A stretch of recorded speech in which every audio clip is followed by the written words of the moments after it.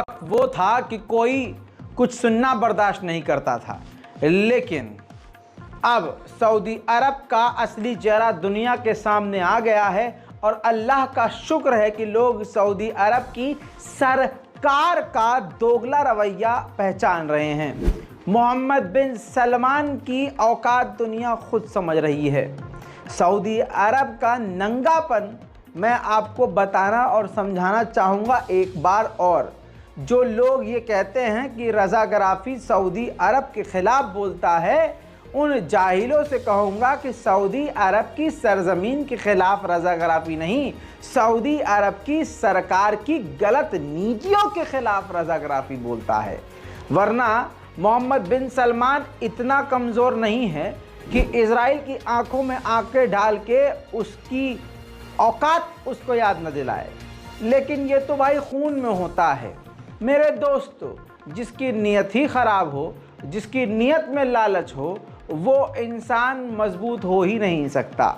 मेरे दोस्तों, अब तक तो ये हवा में बातें हो रही थी, अब तो इन्वेस्टमेंट मिनिस्टर जो सऊदी अरब के हैं, उसने इस दौरान जहां हर 10 मिनट में एक बच्चा मारा जा रहा है, बच्चे, बूढ़े, बुजुर्ग, महिलाएं मारी जा रही हैं, अस्पताल से लेकर यूएन के इंफ्रास्ट्रक्चर भी उड़ाए जा रहे हैं, खून की नदियां बह इस तरह रही हैं, प्यास को हथियार बना रहा है और पानी जा रहा है गाज़ा के अंदर, तो पानी को भी निशाना इज़राइल बना रहा है।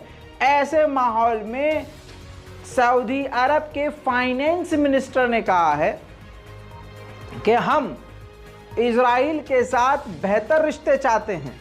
हम चाहते हैं, जी हाँ, हम चाहते हैं हमारे रिश्ते इज़राइल के साथ अच्छे हों, लेकिन फ़िलिस्तीन का मुद्दा शांति से हल होना चाहिए। दोस्तों, खुदा की कसम, बेगैरत से बेगैरत और कमज़ोर से कमज़ोर मुसलमान भी ऐसे मौके पर यही कहेगा कि अब चाहे कुछ भी हो जाए, इस इज़राइल से हमारा कोई रिश्ता नहीं है। लेकिन बेगैरती और नंगापन सऊदी अरब का आप देखिए कि इस दौरान भी जहाँ खून की नदियाँ गज़ा में बह रही हैं, ये कह रहा है कि हम अभी भी इज़राइल के साथ रिश्ते अच्छे रखना चाहते हैं। सुनिए एक एक जुमला minister of investment of Saudi Arab. That was on the table, it remains on the table, and obviously the setback over the last month has brought that, has clarified why was Saudi Arabia so adamant that resolution of the Palestinian conflict has to be part of a broader normalization in the Middle East, which again goes back to the Arab peace plan that was put forward by Saudi Arabia decades ago, that saw a way forward for a normal Middle East, where all countries in the Middle East would have normal relationships and would be focusing on economic prosperity, which is the common theme today. अल्लाहु अकबर। समझ में आ गई बात? क्या है Saudi अरब? असलियत दुनिया के सामने है। एक तरफ बच्चे मारे जा रहे हैं, खून की नदियां बह रही हैं, भूख और प्यास को इज़राइल हथियार बना रहा है, वहाँ लोग भूखे मर रहे हैं। और सऊदी अरब में क्या हो रहा है ये देखिए दोस्तों, गाज़ा में लाशें गिर रही हैं और सऊदी अरब के रियाद में अय्याशी हो रही है। नाच गाना, वहाँ वैश्याएं नाच रही हैं, नचनियाँ नाच रही हैं, बिस्तर गर्म हो रहे हैं, शराब चल रही है। ये सऊदी अरब है।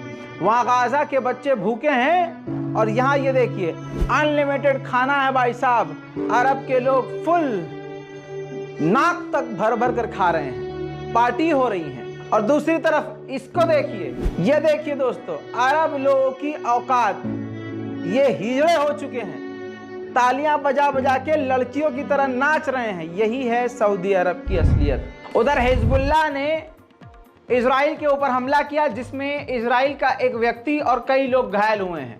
ये ताज़ा जानकारी है। अब यूरोप के लोग साफ साफ कह रहे हैं कि अगर आप फिलिस्तीन के मुद्दे पर बात कर रहे हो तो यूरोप में फ्रीडम ऑफ स्पीच नहीं है, क्योंकि दोस्तों वहाँ फिलिस्तीन के मुद्दे पर बात करने पर और फिलिस्तीन को सपोर्ट करने पर ही लोगों को गिरफ्तार करके जेल में ठूसा जा रहा है। मेरे दोस्तों, इसके अलावा इजराइल ने 64 फिलिस्तीनियों को वेस्ट बैंक के इलाके से फिर से किडनैप किया है। अमेरिका, जर्मनी, फ्रांस, ब्रिटेन, यूरोपीय यूनियन इस बात को बोल चुके हैं कि इजराइल ये सरासर गलत कर रहा है, लेकिन अपने तमाम नाजायज़ बापों की बात को इग्नोर कर रहा है Israel. G7 Japan, America, France, Germany, Britain, Italy, Canada, यूरोपीय यूनियन, ये तमाम देश हैं। इन देशों की मीटिंग हुई, इसमें भी वही बात बोली गई कि इजराइल को अपने बचाव का पूरा अधिकार है, लेकिन साथ में उसको ह्यूमैनिटेरियन एड पहुंचाने की इजाज़त देनी चाहिए। बहरहाल फ़िलहाल की रिपोर्ट में इतना ही। जल्द आऊँगा और भी बड़ी जानकारियों के साथ। इस रिपोर्ट को देखिए, इससे पहले जो रिपोर्ट आई है वो भी ज़रूर देखिए और चैनल को सब्सक्राइब कीजिए। जय हिंद।